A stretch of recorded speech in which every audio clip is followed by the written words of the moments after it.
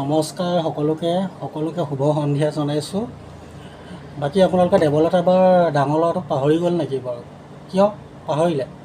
এই যে কৈছিলোঁ মেলাত হৰাইছিলোঁ, 3 বছৰৰ মূৰত সকলোবোৰ মোৰ মনত পৰিলে। আপোনালোকে ভিডিঅ'টো শ্বেয়াৰ নকৰিলে ন? দেৱলতাই বাইদেৱে মোক বিচাৰি অহা নাই। সোনকালে ভিডিঅ'বোৰ শ্বেয়াৰ কৰি দিয়ক যাতে দেৱলতা বাই পায় আৰু এই ডাঙৰ পুত্ৰক সোনকালে ঘৰখনলৈ উভতাই নিয়ে। গম পাইছেনে? ভাইটিক ইমানবিলাক বস্তু আনি দিছে, একদম মিছ'ৰ পৰা আমুকটোহে তামুকটোহে। সৰুতে সেইটো তেনে পঞা লগা আছিলে, এতিয়া দেখিছে নাই কিমান শকত হ'ল, খুৱাই বোৱাই অকলে খাবলৈ পাইছে।